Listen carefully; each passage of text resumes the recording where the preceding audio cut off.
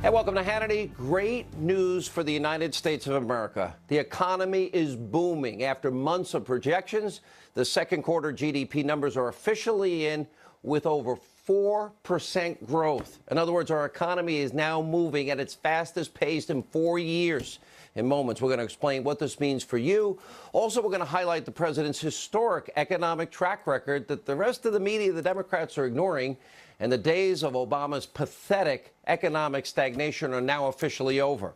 Now, today on my radio show, I did interview the president about the roaring economy and so much more. We'll play the highlights. Plus, the countdown to the midterms is on. We are going to show you how the left's new low keeps getting lower and lower and lower. Good news for the country. Oh, that's bad news for them. Also tonight, more progress to report on North Korea. Today, dictator Kim Jong-un, he kept one of his promises. He actually returned dozens of cases containing the remains of U.S. servicemen that were killed abroad during the Korean War. A serious breakthrough, a promise kept. Sit tight, stay tuned. It's time for tonight's Breaking News Friday edition, opening monologue. All right, as a candidate and as president, Donald Trump long promised to spur the American economy and get growth rates back to 4%. Many on the left, many in the media, many so-called experts and economists, they mocked him. They said it could not happen. They said a growth rate around 2% was the new normal in America.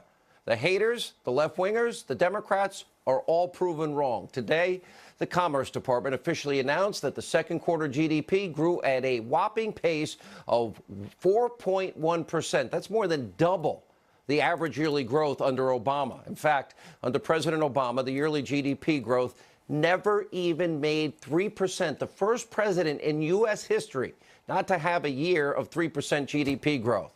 Now, this is just a key piece of an American economy that is now booming everywhere you turn. The overall unemployment rate now is 4%, a 17-year low. To put it in perspective, the average unemployment rate under Obama, 7.4%. Under President Trump, African-American unemployment is at its now lowest rate ever at 6.5%, a record low Hispanic unemployment rate in America, their lowest recorded at 4.6%. Women in the workforce even lower at 4%.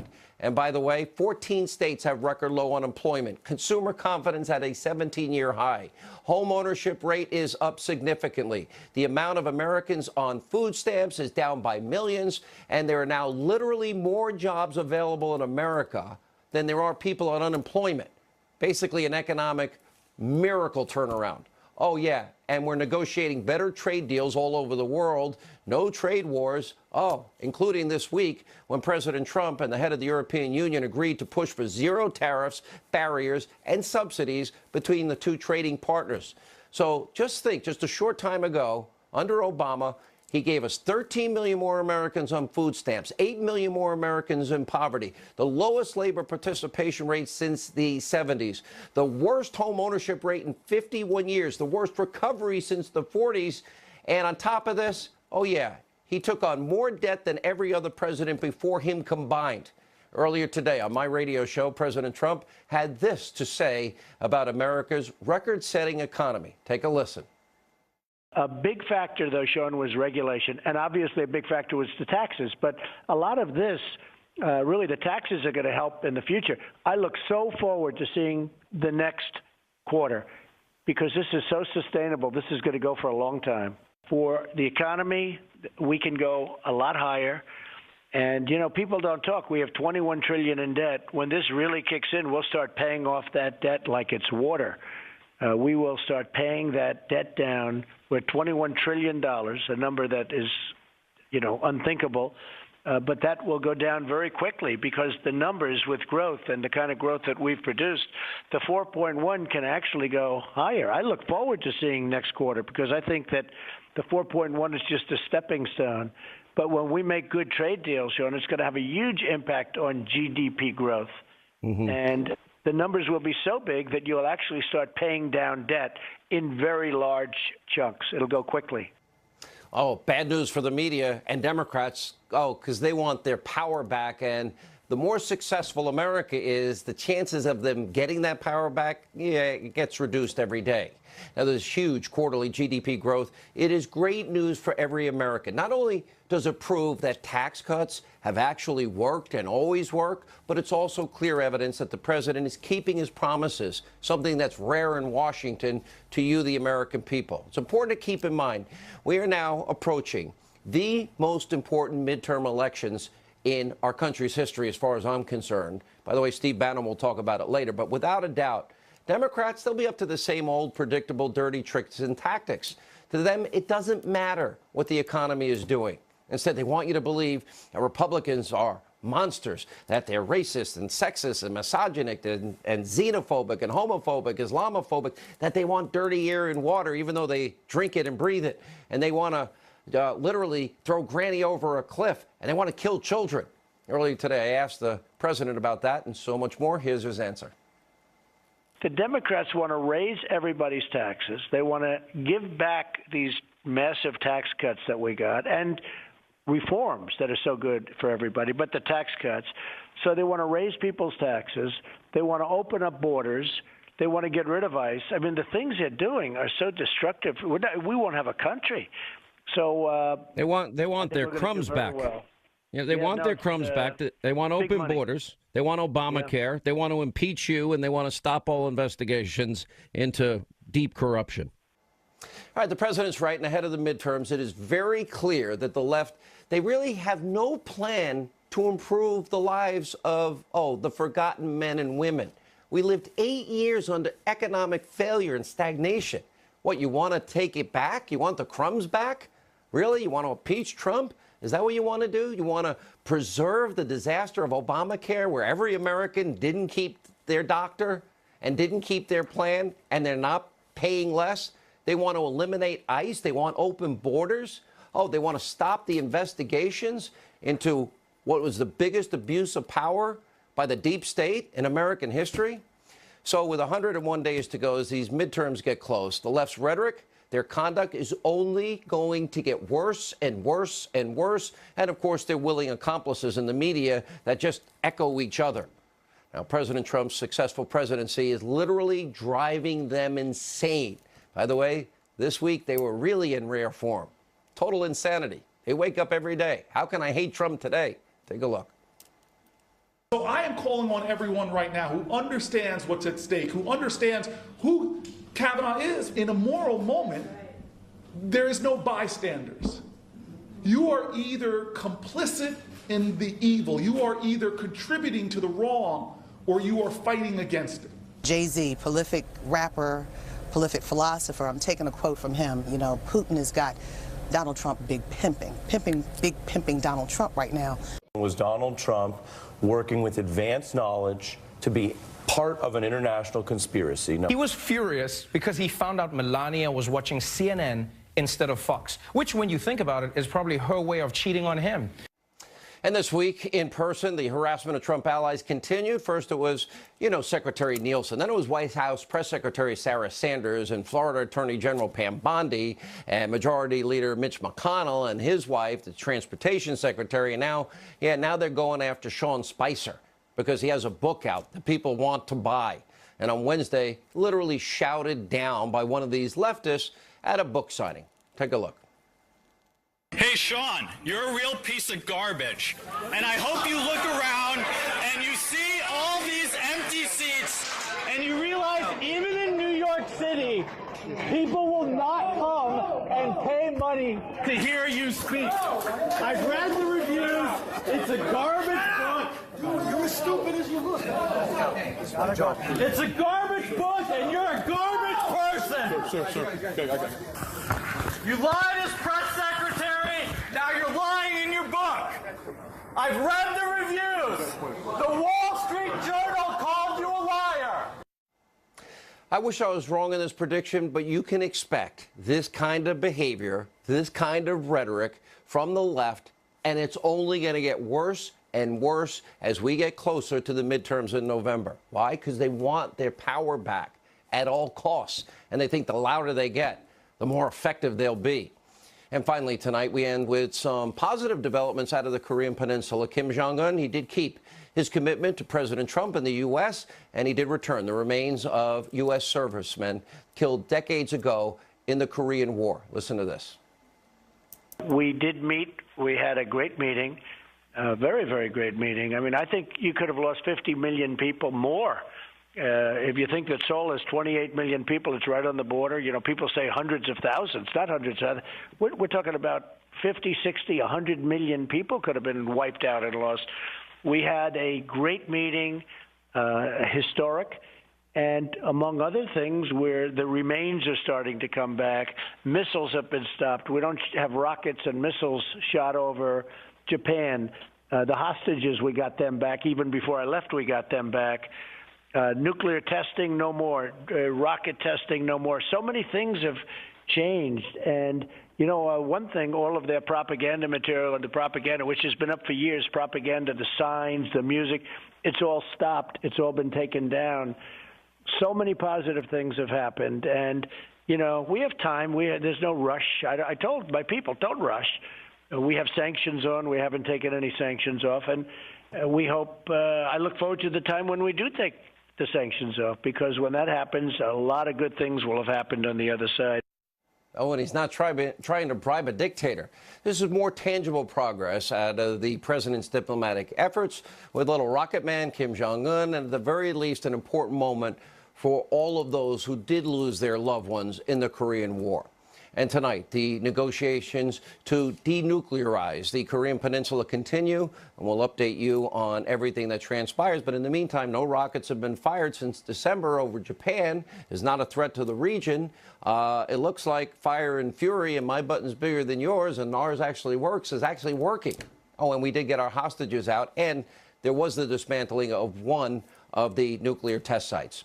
Here with reaction, the author of the #1 New York Times bestseller this week, Liars, Leakers, and Liberals. #1 on the New York Times bestseller list. You know her as Judge Jeanine Geraldo, and the author of another New York Times bestseller, The Geraldo Show, Fox News correspondent at large, Geraldo Rivera. Congratulations to both of you. Judge Jeanine, good for you. We're proud of you, and so well-deserved. I know how hard you worked. Geraldo, your book has been out. Look at Geraldo, such a great, you know, Geraldo, that brings something to my mind.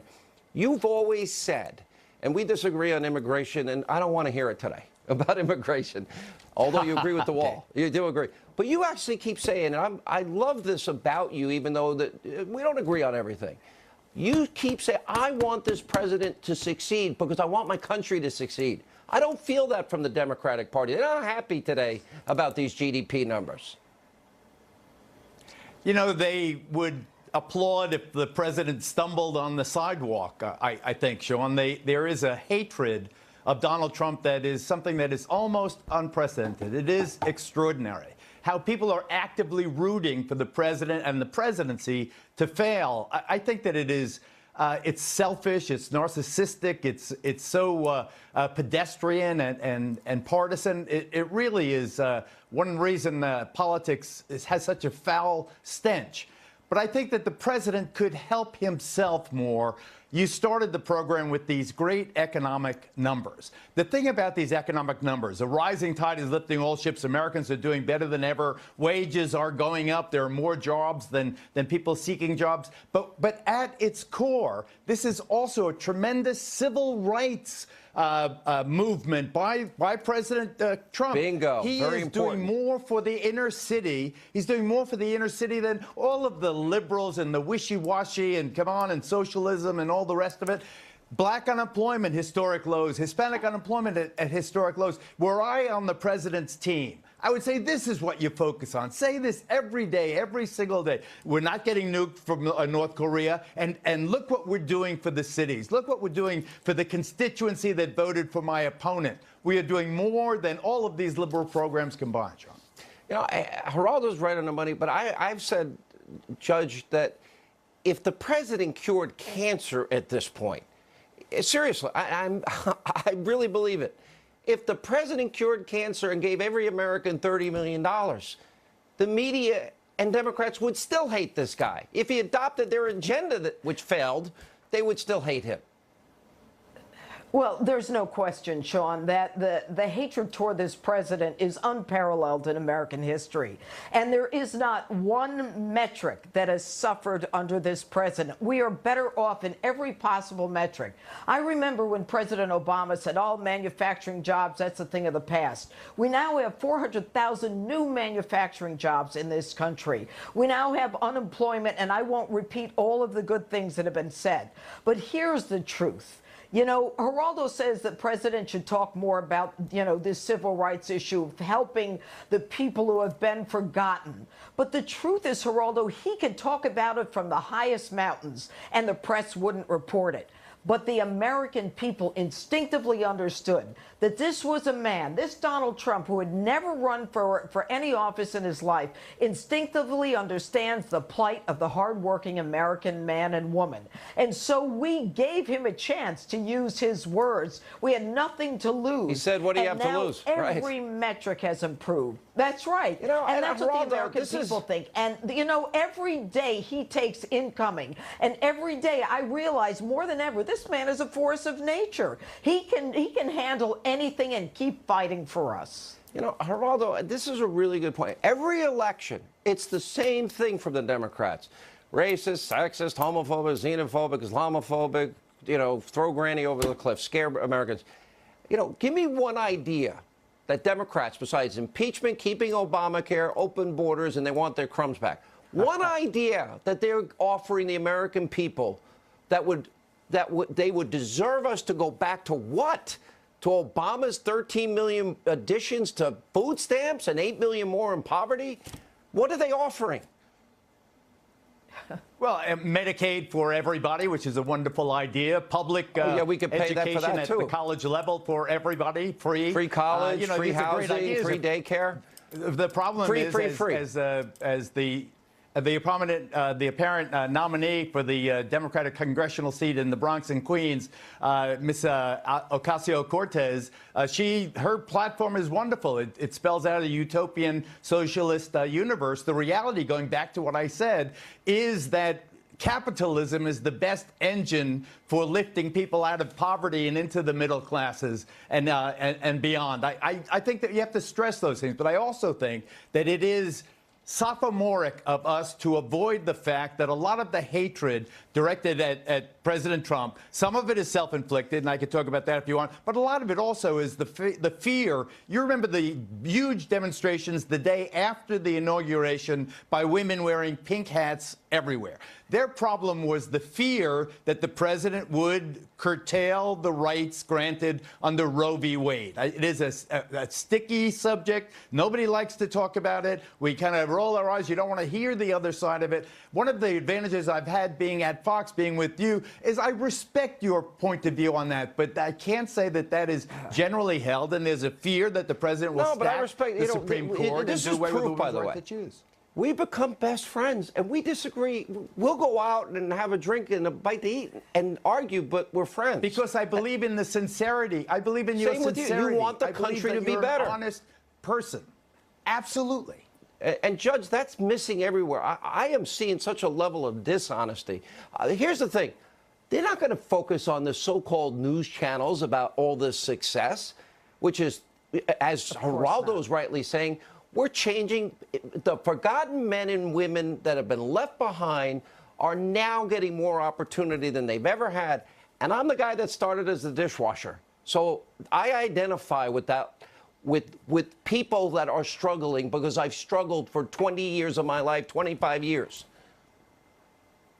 Well, you know, and you know, when you talk about Geraldo, I was in that march in Washington, and thank goodness there were 2 Navy SEALs with me, retired, and at the very least I was protected. But the hate was palpable. And when I asked people in that parade or whatever, the march protest, what they were protesting, they just hated Donald Trump. Look, female unemployment, Sean, you talked about it at the beginning of the show. It's at 4%. And you look at Ivanka Trump. This is a woman who has spent her adult life trying to promote women as entrepreneurs. Look at how they treat her. Finish her. And look at how they treat Ivanka. Yeah, and hashtag grab your wallet. And the granddaughter of the president, for crying out loud. All of them. Look, here's the bottom line. America is better off. The left is trying to shut down the right. I've had my own experiences with it. They call us fascists, but the fascism is when there's only one way of thinking and everyone else has to be shut down. Last word, Geraldo. I think what happened to Ivanka and her decision to give up her businesses is absolutely shameful. She and her husband, Jared, have worked so hard for free for the country, and for people to attack their businesses by sabotage the way they have, I think is really, really regrettable. Some of these people working in Washington will pay more money, literally in lawyers, than they get paid. All right, don't forget, Judge Jeanine tomorrow night, 9 Eastern. And when we come back, former Trump White House strategist Steve Bannon, 101 days away from the election, Jim Jordan, and the rest of my exclusive interview with Roseanne Barr.